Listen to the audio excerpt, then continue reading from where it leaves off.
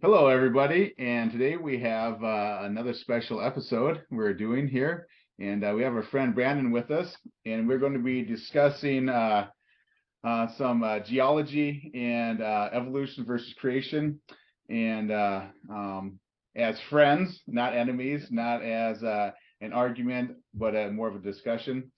And just to demonstrate that it's possible for people to disagree and still have a intelligent conversation and discuss things together, and to be able to point out differences in points of view and why. Nice. I like that. The grand story, right? Yeah, the big story. He likes this Life, universe, and everything.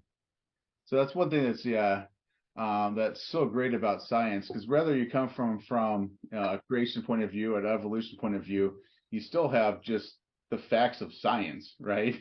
And how we interpret some of that evidence will be determined by our starting point, but there's still facts that are just the universal to all of us. And it's stuff that you can know. You see it, okay, I observed this, I can repeat it, it's coming out the same. This is true, this is knowledge, And so that's something we should all be able to adhere to, being objectively true. But yeah, so good. Well, Nate, you want to start us off here one way or another?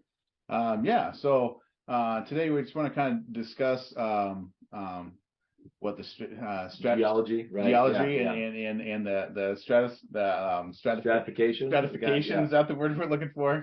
Right. Discussing layers and things. Strategery. Yeah, strategery.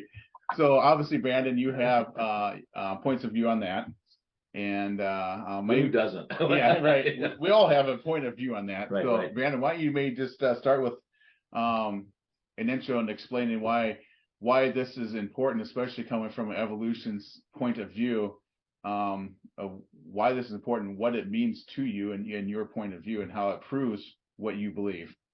Yeah. So I will say that insofar as this conversation goes today, I think I'm not interested in specifically having the creationist versus evolutionist debate the way that it's usually done. I'd like to really focus on one incredibly tiny sort of argument inside of that, which is, you could call it like young Earth creationist versus just old Earth, right?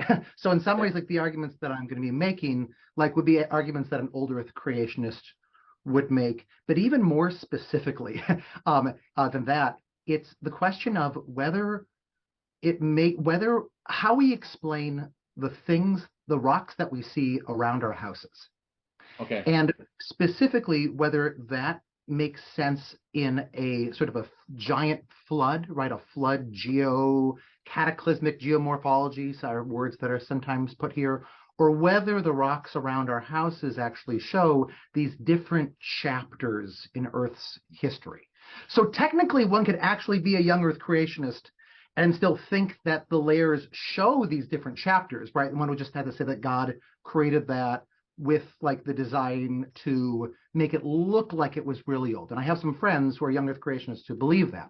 So I'm not even specifically going after young Earth creationism here. It's just with how we interpret whether the story of the Earth is supposed to look like it has just two chapters, like the old world and the new world, or whether it's supposed to look like it has all of these different really weird chapters.